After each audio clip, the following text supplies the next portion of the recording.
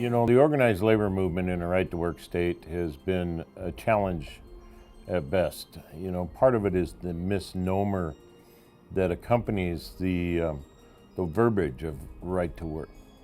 A lot of folks believe that in a right-to-work state, you can't organize and or become a union, and that is not true.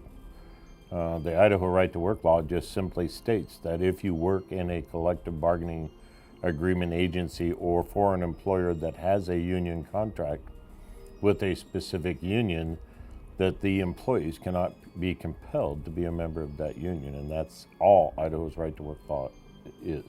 Unions are required by that law to represent all employees in that bargaining unit, whether they're members or not. And so by not being a member, I carry all the rights and privileges of the collective bargaining agreement without being a member. You know, it's sold that Idaho's right-to-work law was sold that you have the freedom to not belong to a union, but thereby having express freedoms. And in fact, Idaho's right-to-work law for employees in a employment setting that are represented by a union actually lose rights. A similarity to it, let's say that I was an attorney and I belonged and wanted to be a member of the Bar Association. I can't do that without being a member and paying dues. Thereby the same thing with the Chamber of Commerce. I cannot belong to the Chamber of Commerce without paying their dues. Idaho's right-to-work law was an attack on organized labor, was a way to diminish the ability of organized labor unions to have strength and unity within their ranks. And that's plain and simple. The struggles come from misinformation and or miseducation on the values of and the terminology under Idaho's right-to-work law.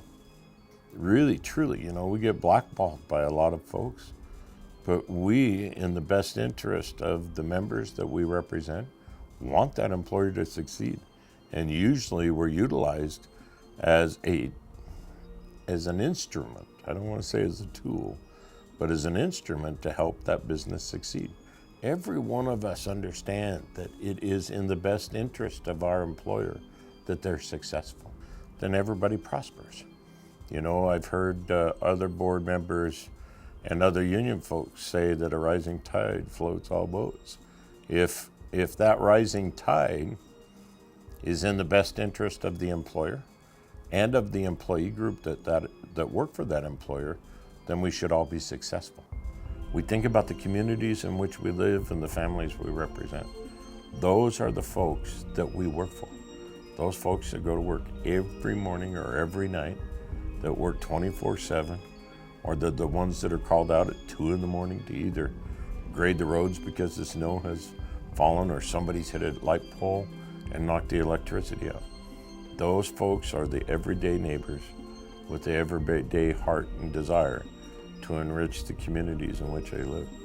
And it's time that we in organized labor let people know that we're not the enemy.